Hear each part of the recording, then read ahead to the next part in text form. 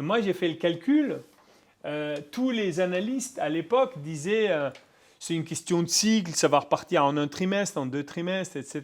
Et moi, j'ai dit à mon conseil d'administration, ce n'est pas possible, ça ne partira pas. D'ailleurs, c'est ce qui nous a sauvés. Hein.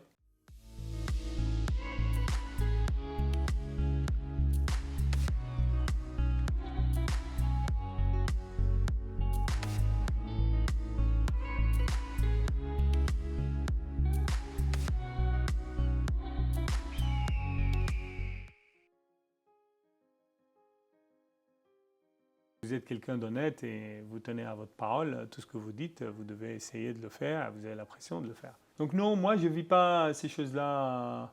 Moi, pour moi, la bourse, c'est quelque chose qui est très bien. La seule chose dans la bourse qui est très dure, c'est que la bourse, le marché, le monde, c'est un grand océan. Vous avez un bateau, même si votre bateau est très très très beau et vous êtes un super pilote. Eh ben, on ne connaît pas les aléas du climat, on ne connaît pas les aléas de ce qui va arriver dans l'océan. Et il y a des jours où votre action monte, il y a des jours où votre action descend, il y a des jours où elle descend pour des raisons, parce que vous êtes en train de sous-performer et là vous arriverez à comprendre. Mais il y a des jours où vous n'avez rien fait, vous avez bien livré et l'action descend. Parce qu'il y a des gens qui ont voulu vendre ou qu'il y a eu plus de ventes que d'achats et l'action descend. Et ces choses-là, cette montée et descente, le changement donc de valo, changement de choses, peut avoir un impact sur nous, et beaucoup au début, parce qu'on n'est pas habitué. Beaucoup de monde dans l'entreprise avait des actions. Et moi, j'ai surpris beaucoup de salariés, ils avaient une fenêtre sur Boursorama. Ils suivaient le cours de la bourse heure par heure. Ce n'est pas plus. Donc, du coup, elles montent, ils sont contents, elles descendent, ils ne sont pas contents, etc. Et malheureusement, personne ne peut contrôler le cours de la bourse. Il m'est arrivé de faire des super annonces et s'attendre à ce que l'action fasse plus 20, elle a fait moins 10. Pourquoi? Parce qu'il y a des gens qui ont décidé, ah oui, c'est une bonne nouvelle, donc il va y avoir de l'appétit sur l'achat, bah, je vais pouvoir vendre plus facilement. Et ils ont vendu très fortement. Ça, vous ne l'avez pas prévu. Vous. Bon, après, si votre histoire est belle, il faut zoom out, ça veut dire qu'il ne faut pas regarder comme ça, il faut regarder un peu plus loin et vous allez voir que bon, il y a des variations de jours qui peuvent être mauvais ou pas bons ou indépendants, mais la tendance sera en fonction de ce que vous livrez. La teneur globale sera la bonne. Alors, si vous êtes coté à Paris ou vous êtes coté aux États-Unis, ça va changer l'ampleur. C'est-à-dire que, par exemple, si Memscap vaut 100 millions en France, aux États-Unis, elle peut valoir 200 millions. Mais si l'action est en mode progression à Paris, elle le sera à New York. Et si elle sera à New York, elle sera à Paris. Parce que les investisseurs, en fin de compte, le marché va interpréter tôt ou tard les résultats. Et aussi votre job de communication financière, d'informer. Moi, je fais aujourd'hui beaucoup de travail d'aller raconter l'histoire de Memscap à tous les investisseurs, etc. Pas seulement pour que, quand j'ai des opérations financières, je le fais tout le temps. Pourquoi? Parce que je les intéresse à mon histoire pour qu'ils achètent des titres sur le marché, qu'ils deviennent actionnaires. Et en faisant ça, le cours monte. Quand le cours monte, la valeur monte. Si vous voulez faire des opérations, vous avez plus des outils entre les mains. Et si on va vous acheter, vous valez plus cher. Donc, pas n'importe qui peut venir vous acheter. Il faut payer la vraie valeur de l'entreprise. Donc, ça fait partie un peu du job du PDG de l'entreprise une fois que l'entreprise est cotée. Il faut qu'il le consacre à une partie de son temps. C'est informer, raconter l'histoire, évangéliser sur son entreprise. Les investisseurs, il y a beaucoup d'entreprises sur le marché.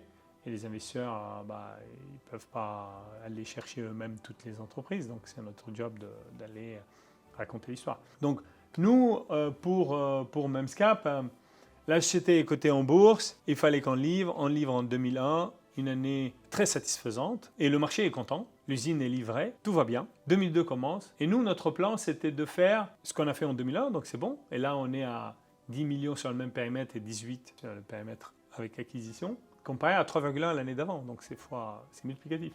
Et là, on devait faire 40 millions. Et on avait les commandes pour. Donc moi, le marché me parle, je parle aux analystes et j'étais très confortable, disant que bon, oui, c'est vrai, les conditions de marché sont mauvaises, mais nos clients tiennent. Puis même pas une semaine derrière, tout s'effondre. Ça veut dire que, pas que le marché, nos propres clients, c'était la Bérésina. C'était vraiment très, très, très dur. Très, très dur. Je me rappelle, mon plus gros client était ADC Télécom et j'ai fait la FAB pour lui. Et j'appelle en fait et je tombe sur le General Counsel, l'avocat général, qui me dit ah super, Memscap, j'allais vous joindre. Voilà, on termine le contrat. Et je dis mais qu'est-ce qui se passe? Il me dit ah bah toute la division optique est fermée. Dans une heure là, vous allez avoir un communiqué de presse. On fait un write-off total sur toute la division optique, 5 milliards qu'on raye d'un trait, fini. Le business est fini. Et vous, voilà. Votre contrat, on vous doit un peu de pénalité pour l'arrêter, ben voilà, le chèque il part, salut. D'une activité qui devait faire 40 millions et qui était tranquille là-dessus, on passe à une entité qui a, je me rappelle très bien de ce chiffre, 800 000 $ de commande. Et la bourse exige la transparence. Donc j'ai dit au marché. Je me rappelle, j'ai dit une phrase, chaque dollar cette année est un bonus. Ça va être l'enfer. Ça c'est simple à expliquer. À l'époque, dans les années 2000, il y a l'explosion de Internet. Les sociétés .com dans tous les sens. Celui qui n'avait pas .com dans son nom à l'époque, il ne trouvait pas d'argent. Les prévisions des analystes qui prévoyaient des besoins en transmission de data, auxquels on est arrivé, mais on est arrivé beaucoup plus tard. Aujourd'hui, les quantités de data ça correspond à qu'on transmet, etc. Ça correspond de loin à ce qu'on voyait. Et d'ailleurs, il y a eu beaucoup de technologies qui sont arrivées sur le marché, la fibre qui est passée partout, les 5G, etc.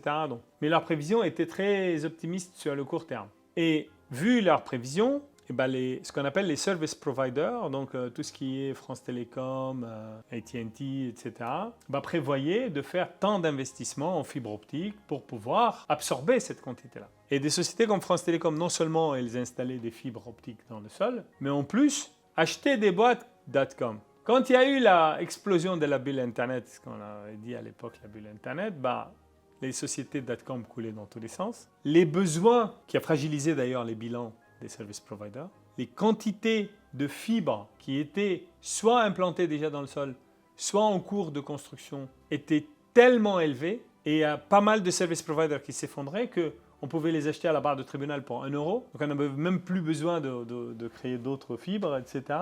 Ils avaient énormément de stock, parce qu'eux, ils achetaient quoi? Ils achetaient des systèmes de chez Alcatel, Nortel, etc. Alcatel, Nortel, etc. achetaient des modules de chez JDS Uniphase, etc. Et nous, on vendait nos mêmes à JDS Uniphase et à Alcatel, etc. Donc, avant, on leur disait, on arrive à produire ça. Ils me disaient, c'est pas suffisant, il faut produire plus. Moi, je me rappelle quand ils sont venus, quand j'étais en train de construire mon usine, j'étais vers la fin, ils me disent, donne-nous la quantité de production que peut faire cette usine. Et moi, j'ai dit, beaucoup.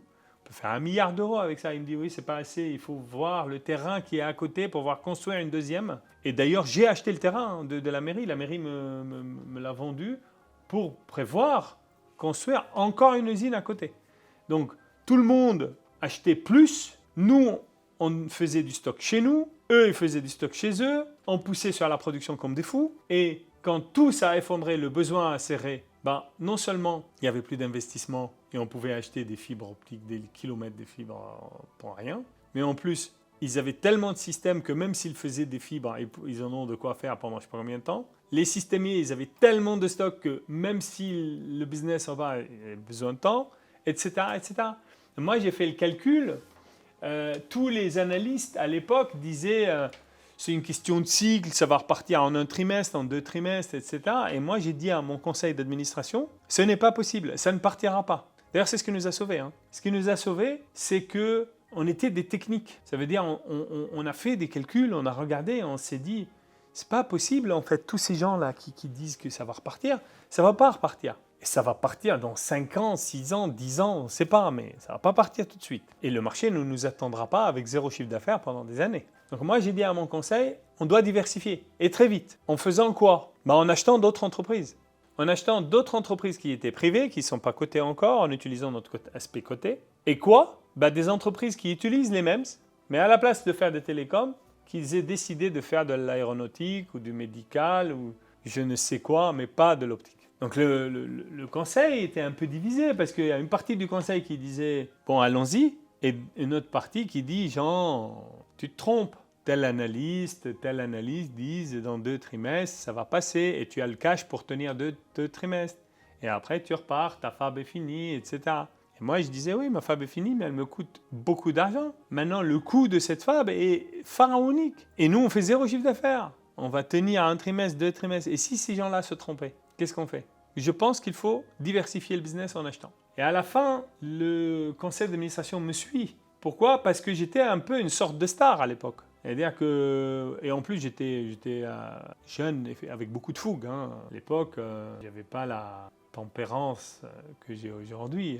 Si on me disait non, ça me battait violemment, quoi. Et j'étais capable de dire, si vous voulez pas ma stratégie, je me barre. Je démissionne, trouver un autre PDG. Donc, et eux, ils ne pouvaient pas admettre ça, parce que j'étais quand même le PDG fondateur qui vient de mettre cette boîte en bourse, qui est jeune certes, jusqu'à l'époque, là, j'avais déjà 31 ans. 31 ans, c'est rien, et ils avaient beaucoup de respect pour moi et d'admiration, mais en même temps, ils se disaient quand même, putain, mais il est jeune, il peut se tromper aussi. Donc, c'est pour ça que c'était compliqué comme décision. Donc, ils m'ont dit, ok, écoute, vas-y, diversifie, mais mollo. Et je ne les ai pas écoutés, j'ai diversifié.